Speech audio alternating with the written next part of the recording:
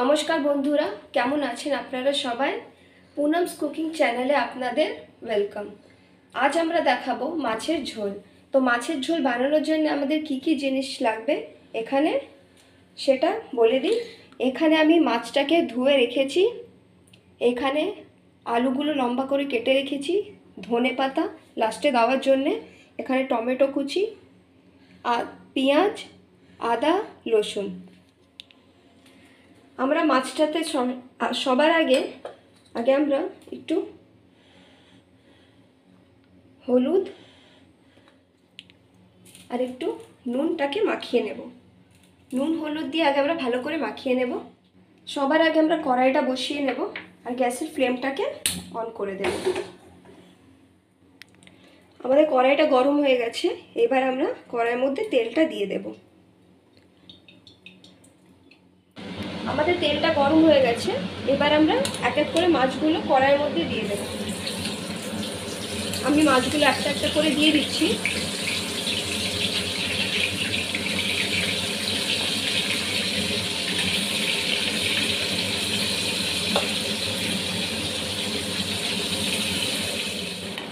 যতক্ষণ মাছটা এখানে ভাজা হচ্ছে, এখানে আমি পেঁয়াজ, আদা, রসুনটাকে মিক্সিতে বেটে নেব।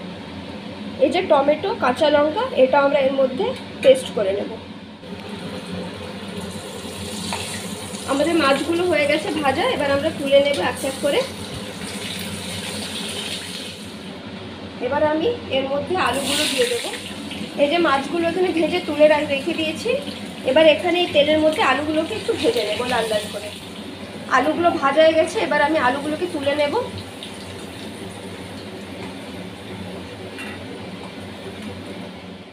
এবার আমি তেলের মধ্যে কালো জিরে দিয়ে দেব।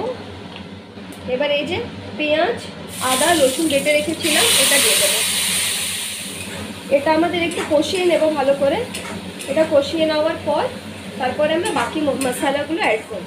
এটা আমাদের কষানো হয়ে গেছে, এবার আমি এর মধ্যে টমেটো যে বেটে রেখেছিলাম, কাঁচা লঙ্কা, টমেটো, সেটাকেও অ্যাড করে দেবো। আর আমরা বেসিক মশলাগুলো অ্যাড করব। ধনে পাউডার, জিরে পাউডার, হলুদ পাউডার, অল্প একটু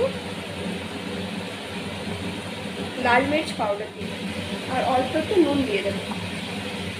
ভালো করে এগুলো সবকে একসাথে কষিয়ে নেব। যতক্ষণ তেলটা না ছেড়ে দিচ্ছে ততক্ষণ এটাকে আস্তে আস্তে করে কষিয়ে নিতে হবে। আমাদের এটা দেখুন অনেকটা কষানো হয়ে গেছে, তেল ছেড়ে দিয়েছে। এবার আমরা এই যে ভেজে রাখা আলুটা ছিল, এটা এর মধ্যে আমি অ্যাড করে দেব। আপনাদের যদি মনে হয় এটা ধরে যাচ্ছে, তাহলে আপনারা একটু জল দিতে পারেন। আমি জল দিইনি এখনো। আমি আলু দিয়েও ভালো করে নাড়াচাড়া করে নেব। যতক্ষণ এটা আমাদের একটু কষা হচ্ছে, আমি এর মধ্যে ঢাকাটা দিয়ে দেব আর গ্যাসের ফ্লেমটাকে আমরা একটু কম করে দেব। এবার আমরা ঢাকাটা খুলে দেখব।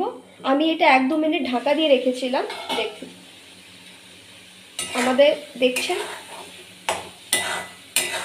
পুরো তেলটা ছেড়ে দিয়েছে। এবার আমি এর মধ্যে জল অ্যাড করে দেব। যেহেতু এটা মাছের ঝোল, সেই জন্যে আমি একটু জলটা এতে বেশিই দিয়েছি। আর আমরা ঢাকাটা খুলে দেখে নেব। আমাদের ঝোলটা ফুটে গেছে। আলুগুলো দেখবো সিদ্ধ, হ্যাঁ আলুগুলো সেদ্ধ হয়ে গেছে। এবার আমরা এর মধ্যেই ভেজে রাখা মাছগুলো দিয়ে দেব। আরও কিছুক্ষণ, 1-2 মিনিটের জন্য আরও কিছুক্ষণ এটাকে ফুটিয়ে নেব। একটু ঢাকা দিয়ে ফুটিয়ে নেব। আমাদের 1-2 মিনিট হয়ে গেছে, ঢাকাটা খুলে নেব। আমাদের ঝোলটা পুরো ফুটে গেছে। এবার আমরা গ্যাসের ফ্লেমটাকে অফ করে দেব। এবার এই যে ধনে পাতা আমরা কেটে রেখেছিলাম, এর মধ্যে ধনে পাতা অ্যাড করে দেব। যদি আমার রেসিপিটা ভালো লেগে থাকে তাহলে অবশ্যই লাইক, শেয়ার, কমেন্ট আর সাবস্ক্রাইব করবেন। ধন্যবাদ।